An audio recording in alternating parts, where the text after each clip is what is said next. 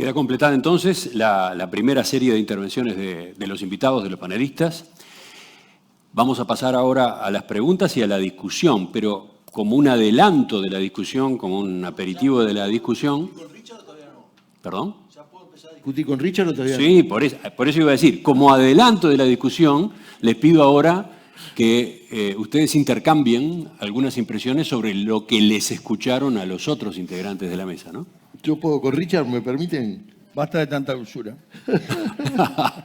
No, a ver, estoy totalmente de acuerdo con lo que decide la educación, eso es así. Mi punto viene por el hecho de la tecnología cuando decís que solo la va a manejar una élite. Yo creo que no es así, que el que va a manejar el dron es el peón. Porque, digamos, manejar el dron va a ser cada vez más fácil, pero entender lo que está viendo el dron, el que sabe lo que tiene que ver es el peón. Es decir, que el uso de la tecnología, incluso la gente que no ha tenido gran educación, todos usan tecnología. Es decir, todos usan WhatsApp, TikTok, Instagram. Es decir, que lo que está pasando es que la tecnología está permeando incluso a la gente que no tiene la suficiente educación. Ojo, no estoy diciendo, estoy totalmente de acuerdo contigo con el tema de la educación. El otro punto es, vamos a tratar de legislar para que, digamos, se pueda hacer un poco más gradual el proceso. Creo que no funciona así. Creo que una de las cosas importantes que está pasando en el mundo tecnológico es, y parafraseando la ley de caducidad, es la capacidad punitiva del Estado. Creo que está muy disminuida en el tema de la tecnología. Pensamos, los estados individuales, soberanos, piensan que podemos legislar o parar la tecnología y la tecnología los pasa por arriba, independiente del Estado. El ejemplo que tengo más claro es el tema de los SMS. Digamos, el SMS, que ha sido, digamos, un gran negocio para todas las telcos del mundo, fue barrido de un día para otro por una empresa que tenía 50 personas, que era WhatsApp. Y imagínense el lobby que pueden tener todas las telcos del mundo con un negocio enorme que tenían de SMS y desapareció de un día para otro. Es decir que, también liquidó las llamadas de larga distancia. Exacto. Y, digamos, y a pesar de toda la potencia que uno dice tienen las telcos, los gobiernos y todo lo que sea, es decir que una vez que una tecnología tiene suficientemente éxito, es muy difícil que los países individuales puedan, digamos, lo pueden regular un poquito, pero no mucho. Adelante, por favor. Richard. Por una alusión. Bastante frontal, bastante directo. Yo no planteo que se introduzca el Estado en leyes que regulen el ingreso ni que lo hagan gradual y lo enlentezcan. No planteo eso. La tecnología vino y se instaló. Lo que estoy planteando es algo mucho más que eso. Estoy planteando la parte tributaria, porque no es justo la concentración que genera. Eso está bien. Y va a quedar mucha gente fuera del sistema y el Estado tiene que hacerse cargo. Para eso necesita dinero. Y el dinero, un tótem debería de aportar casi lo mismo que el personal que sustituye.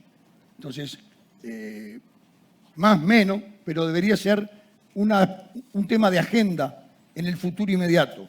Porque si bien el golpe hoy está minimizado por la realidad laboral, yo creo que a corto plazo, no muy largo, vamos a ver el efecto principalmente en una franja de edad mayor de 40 años, en mi punto de vista. Todos tienen algo para decir, supongo. ¿Quién va ahora? ¿El ministro? O mejor dicho, el ingeniero Paganini. El ingeniero. A ver, el tema por supuesto que es polémico, pero estamos especulando sobre lo que va a pasar y no estamos viendo que esté pasando. No tenemos hoy una caída brutal del empleo ni de la actividad debido a la tecnología. Tenemos un nivel de desempleo histórico bastante similar. Tenemos un nivel de actividad histórico bastante similar. Tenemos lugares como, por ejemplo, el interior del país y la explotación agropecuaria, que ha tenido una revolución tecnológica brutal en los últimos 25 años.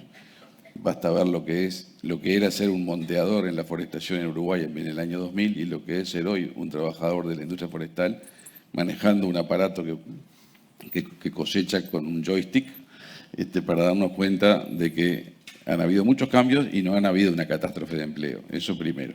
Segundo, que la gente que maneja ese joystick no tiene un PhD en MIT. La gente que maneja el joystick en la máquina que cosecha automáticamente la forestación es el tipo que antes iba a ser monteador o es su hijo. Evidentemente hay un gran desafío de educación, en esto estamos todos de acuerdo. Y el principal desafío de educación es tener las habilidades básicas de entender cómo funcionan las cosas, pero no es tanto saber cómo es el bit y el byte que hace funcionar esa máquina que cosecha automáticamente. Por eso vuelvo a las habilidades básicas, lógico-matemáticas, lectoescritura, cultura general, capacidad de manejar y trabajar con otros y en equipo, interactuar, liderazgo, todas las habilidades blandas o duras, pero básicas que tenemos siempre. Un dato optimista que quería tirar sobre la mesa porque sigo afiliado al optimismo es la encuesta de usuarios de Internet uruguaya dice que en el 2013, si el 92% de los uruguayos del nivel socioeconómico alto usaba Internet, solo el 46% del nivel socioeconómico bajo lo usaba. Mientras que en el año 2022 es entre el 98% y el 96%. O sea, la brecha digital en Uruguay es baja. Evidentemente me dirán, claro, sí, pero los que la usan del nivel socioeconómico alto y con más educación generan más valor y los otros lo único que hacen es chatear. Puede ser o puede no ser. Puede haber emprendedores en muchos lados del país que antes no tenían acceso a nada, que hoy están armando su emprendimiento usando Instagram. Entonces, la teoría pesimista veremos, primero. El concepto de fábrica es otra discusión. El concepto de fábrica donde uno dice, bueno, en un salón había 1000 personas manejando distintas máquinas, no existe más. Y eso no existe más, pero vamos a ver el impacto en el empleo, cuál es realmente. Las oportunidades de la tecnología, como decía Nicolás, son mucho más democratizadoras. Ya no es para los 5 expertos que saben destripar un PC, como éramos nosotros dos hace 30 años, sino, y algún otro que está ahí en el público, sino mucha más gente usa estas cosas para generar valor, no para ser experto en qué es lo que pasa adentro. Entonces, por ese lado, la parte optimista. La parte de que efectivamente cambia nuestra forma de trabajo y nuestra forma de generar valor y probablemente cambie también cómo está regulado ese trabajo, si se mide por horario, por reloj, en la sala de oficina, ya está cambiando, ya sabemos que el teletrabajo funcionó. Y por otro lado, la capacidad de inclusión que tiene el país es bastante mayor de la que a veces vemos, más allá de que sí tenemos un desafío grande en el sistema educativo y por eso hay iniciativas de reforma. Por ahí la dejo. Supongo que Jimena tiene para decir, pero como como de nuevo la alusión era a Richard Reed, capaz que hay algún comentario de nuevo de allá. Un comentario solo. Establecer las estadísticas de ocupación-desocupación en forma lineal no es objetivo. Porque lo que se ha perdido son puestos de trabajo estables de mucho tiempo, consolidados.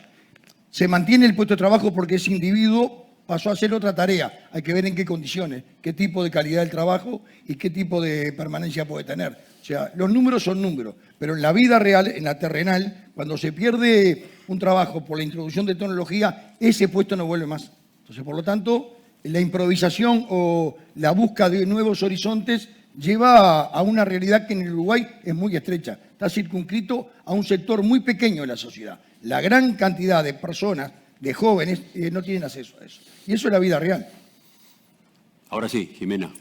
El tema de educación, formación, ha estado sobrevolando todas estas intervenciones post primera ronda. Sí, estoy como reflexionando y pensando a la misma vez y hablando a la misma vez, o sea que es un desafío. Nada, a ver, comparto, ¿no? la importancia y la necesidad del cambio en el sistema educativo y bueno, estamos en ese proceso.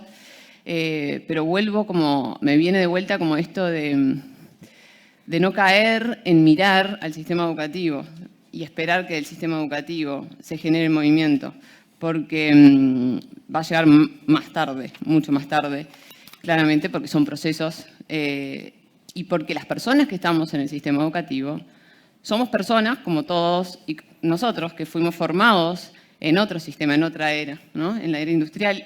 Entonces, para mí esto requiere como un cambio de mentalidad individual y colectiva. Y requiere también, como vos decías, no sé, me venía como de sabernos que el aprendizaje, nosotros capaz que aprendimos desde el obedecer, ¿no? O con una forma de enseñanza-aprendizaje que no es la que hoy necesitamos ni necesitan los niños y los jóvenes, y que el aprendizaje va a surgir si cada uno puede explorar y conectar con lo que le interesa aprender. Entonces, esa posibilidad de darnos tiempo para pensar, Omar decía, la importancia de pensar, ¿cuánto tiempo nos damos? Pero no en el liceo, en la escuela, en casa, digamos, en nuestros compañeros de trabajo. Es esa reflexión, es ese darnos cuenta de que efectivamente somos como generaciones, hay muchas generaciones acá, pero todas estamos como en una generación que está como en transición. Si vos conectás con un joven y con un niño, ahí como queda muy claro como la diferencia en el pensar, cuáles son sus patrones de éxito. Ya no están tan arraigados a ciertas creencias y construcciones sociales que tenemos, que es difícil de soltar. Entonces, para mí, tiene que empezar desde cada uno de nosotros y desde todos lados. Y el mundo del trabajo, como pertenecemos al mundo del trabajo, participamos en el mundo del trabajo, nos tenemos que hacer cargo nosotros mismos, no esperar que solamente la empresa nos venga, ¿no?, a proponer el cambio, sino buscarlo, hacernos cargo de nuestro propio aprendizaje y también propiciarnos y promover y pedir que se generen esas condiciones. No sé. Yo creo que no solamente mirar al Estado como el único responsable de socializar y de democratizar es un error. Yo creo que el sector privado debe también ser un partícipe de jerarquía en este tema. Yo mencionaba, quien me quería escuchar en algunos momentos, los consejos de salarios en el tripartito. Debería de haber sí o sí, casi como la tapa del libro, además de discutir productividad, discutir capacitación. Y ahí debe de participar con un rol muy fuerte el sector empleador, porque de alguna manera está abonando a generar una perspectiva y una expectativa de empleo genuino a corto plazo en este mundo real que estamos viviendo. Y el Estado, que participa por la vía del gobierno, también tiene un rol importante en esa discusión, porque seguramente habrá que buscar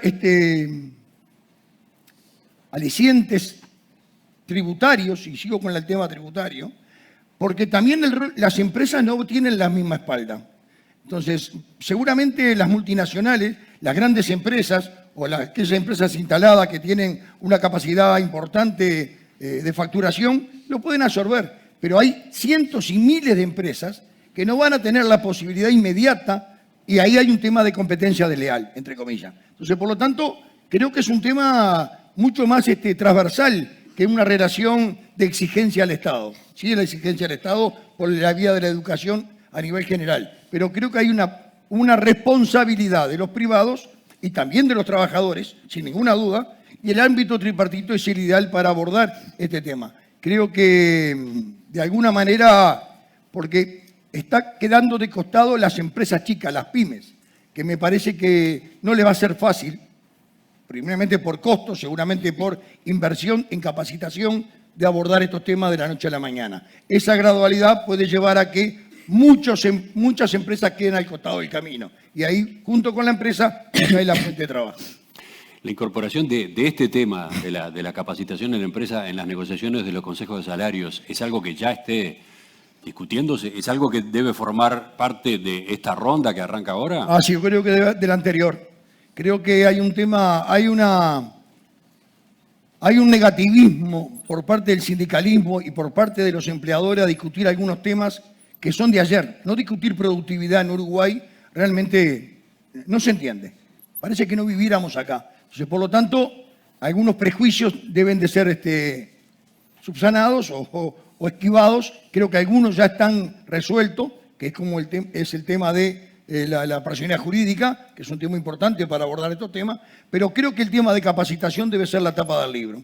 No solamente la debe de poner en la agenda el sector, el gobierno, como algo importante, sino debe ser de consenso en el tripartito. ¿Por qué? Porque es mirar un Uruguay distinto, es un Uruguay a largo plazo, es dejar los espejos retrovisores y agrandar el parabrisas. Me parece que pasa por ahí.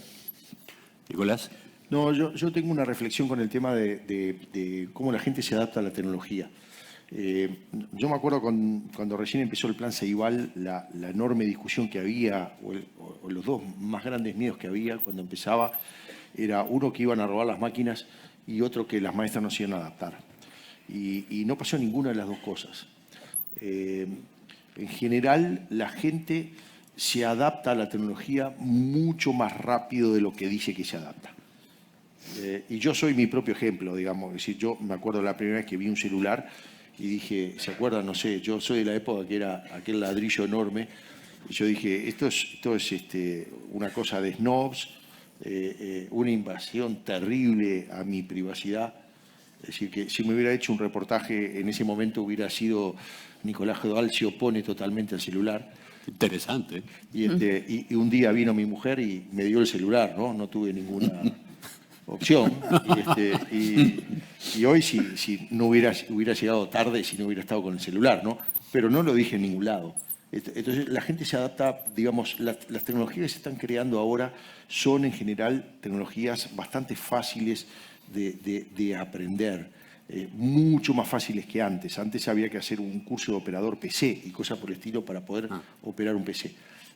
La cosa es cada vez más fácil, pero no se dice. Entonces hay una diferencia enorme entre lo que la gente dice y lo que la gente hace. En el tema de adopción de tecnología hay que observar lo que hace mucho más que escuchar lo que dice. Pero justamente mi impresión es que ese optimismo con el que tú te manejas en buena medida se basa en eso, en la capacidad que, por lo visto, la gente está demostrando de adoptar las nuevas tecnologías, en particular tecnologías de la información y de la comunicación. Pero me parece, creo que está claro, que el desafío para los trabajadores, llamémosle así, es bastante más que eso, ¿no? No es solo adaptarse a las tecnologías nuevas, es formarse, ¿no? Es capacitarse y adquirir determinadas habilidades. Sí, pero todo empieza es algo más profundo que eso, ¿no? Sí, pero todo empieza en la adopción de la tecnología, digamos. Por lo menos ese es el camino, eso es lo que me parece. No, a ver, no quiero parecer como optimista o pesimista. Lo que estoy diciendo nomás que en mi experiencia de lo que pasa en las revoluciones tecnológicas pasan este tipo de cosas. ¿Qué dice Lo que Jimena? está en cuestión no es si aprenden rápido o no aprenden. Yo creo que todos aprenden rápido. El tema después es dónde desarrollan esa función. Lo que no va a haber es lugar de trabajo, que pueden ser unos tipos fantásticos, pero no tienen donde laburar. Esa es la discusión, Nicolás. No es si hay capacidad o no hay capacidad, si aprenden rápido o menos rápido. Es dónde desarrollen luego las capacidades. Creo que el tema de la fuente de trabajo, yo soy pesimista en eso, se va a ir achicando. ¿Por qué se va a ir achicando? Porque va a estar circunscrito a un sector de la sociedad que tiene un nivel educativo que pueda acceder rápidamente a eso. Y la inmensa mayoría, hay que ir de Avinitalia al norte para charlar estos temas, la inmensa mayoría llega primero al liceo sin tener comprensión lectora. Entonces, ese es un hecho real. No sé quién de los dos va, o Jimena o Omar. Los dos estaban como pidiendo la palabra. Esto que comentaba Richard es así, ¿no? Efectivamente, estas competencias básicas que también decía Omar, muchos niños y muchos adolescentes las tienen muy descendidas. Y eso es un desafío para este nuevo desafío que tenemos, desde que tenemos que tener la capacidad de adaptarnos y de aprender, ¿no? Aprender a aprender, que parece así. Bueno, el aprender a aprender es complejo, ¿no? Porque, a ver, sin duda, para mí no tiene sentido que pensarnos formando de la misma forma, ¿no? Como esto de formar dando respuestas. Cuando no tenemos las respuestas, no sabemos cuáles van a ser las empresas donde vamos a poder emplearnos.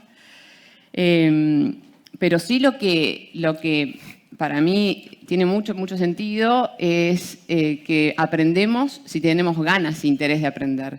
Y ahí el conocimiento mínimo técnico nos ofrece la posibilidad de que las personas conectemos con esa motivación y con ese interés. Y ahí se empieza como este círculo virtuoso, ¿no? Uno va y aplica ese conocimiento que tiene, ¿no? Y sigue aprendiendo y piensa sobre lo que aprende. Y ahí está la capacidad de adaptar y la capacidad de efectivamente seguir aprendiendo. Para mí es como, no sé si los que tienen niños chicos, pero es como ver a mi hijo Mateo explorando y buscando algo que decís, ¿qué estás buscando? Es esas ganas, ¿no?, de aprender, que es lo que efectivamente nos permiten que se dé ese movimiento profundo. Y para mí hay una gran vinculación con el aprendizaje y con la necesidad. Porque uno aprende cuando tiene la necesidad de saber algo o de querer algo. Y muchas veces bloqueamos esa capacidad de de saber y de aprender, porque no conectamos con nuestra necesidad, bloqueamos esa conexión de necesidad. Muchas veces solamente preguntamos cuando sabemos la respuesta o cuando pensamos que va a estar la respuesta, ¿no? ¿Cuántas veces no nos permitimos hacer preguntas que no tenemos la respuesta? No fuimos formados para eso. O sea, tenemos que ser también como empáticos o compasivos por cómo fuimos formados. O sea, no nos dieron y no nos dimos. Somos generaciones que no está habilitado como el no saber. Da vergüenza no saber. Y eso es lo que nos está hoy desafiando a los que estamos efectivamente en el mundo del trabajo y creando más mundo del trabajo. Entonces, si no somos capaces de disponernos y de generar las condiciones, o sea, sin esos prejuicios, ese juzgar, ¿no? De que podamos conectar con lo que necesitamos, con la pregunta más allá de que no haya nadie del otro lado para darnos una respuesta o para sostenernos, porque el solo hecho de hacer la pregunta nos pone en un lugar diferente, genera un movimiento que después lo que se necesita emerge, ¿no? Entonces, para mí tenemos que promover y tenemos que generar y valorar a las personas que preguntan.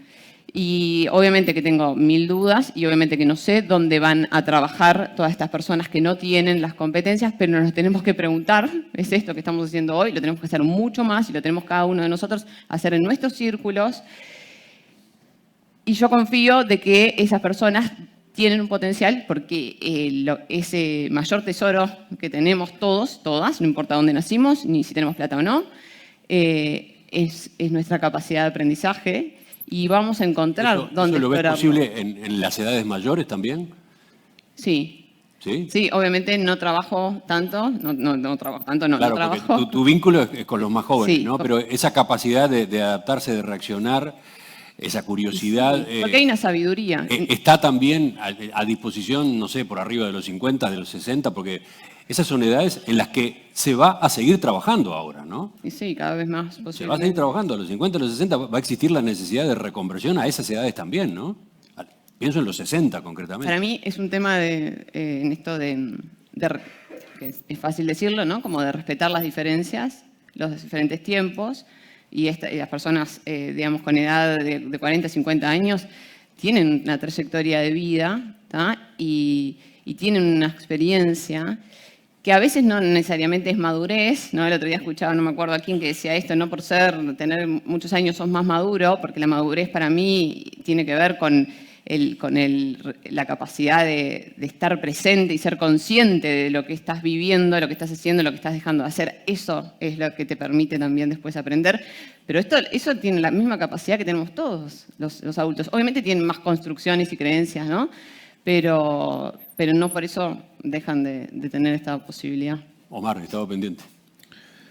Sí, a medida que avanza la conversación no se le salen muchas más ideas y Se van sumando temas. se desordena la cabeza, así que voy a ver por dónde lo veo. En primer lugar, yo sigo sin creer en la tesis que no voy a citar porque si no lo aludo, de que va a haber muy poca gente trabajando y nadie trabajo para más nadie. Eso no creo que sea así y creo que si fuera así es una predicción, pero no es lo que está pasando.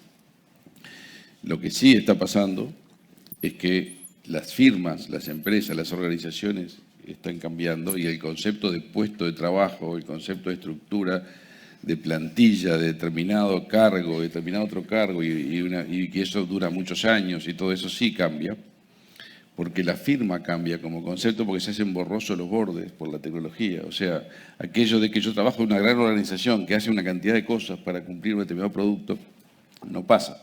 Lo que pasa es que hay un ecosistema de organizaciones, pequeñas empresas, tercerizados, gente que da servicio a distancia, gente que trabaja de otra manera, y eso cambia el concepto de cómo está organizado el trabajo. Y ese concepto de trabajo sí genera incertidumbre y sí genera problemas, pero eso no quiere decir que haya menos empleo. Creo que hay empleo muy abundante. Puede sí ser más cambiante y por lo tanto más precario y por lo tanto más desafiante, y puede haber ahí un rol para el Estado para generar ciertas seguridades, que sobre todo pasa por el tema del upskilling, del reskilling, o sea, de la educación una vez más.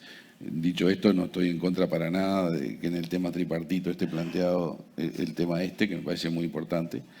Me parece un muy buen aporte si los consejos de área discutieran estas cosas.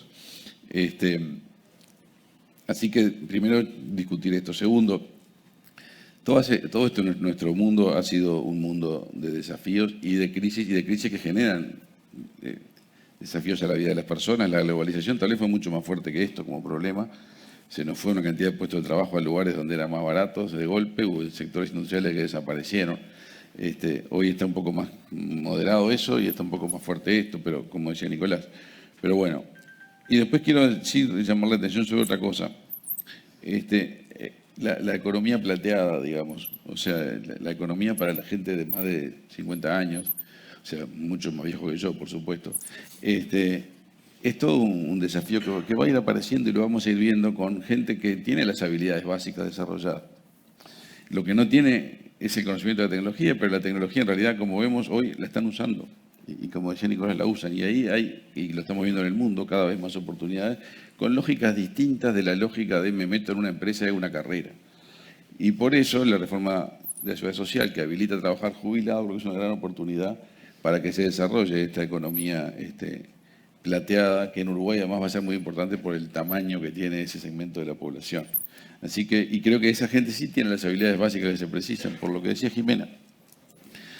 Ahora, el otro tema de las habilidades básicas... La economía plateada tú la concebís en los dos sentidos, con esos sectores de la población de plus 60 consumiendo, pero al mismo tiempo produciendo. Sí, y con una base que capaz que es su jubilación, para arriba de eso generar negocios. O sea que yo lo veo como una oportunidad muy interesante y muy alineada con los tiempos. Iba a decir otra cosa que me olvidé, así que por ahora...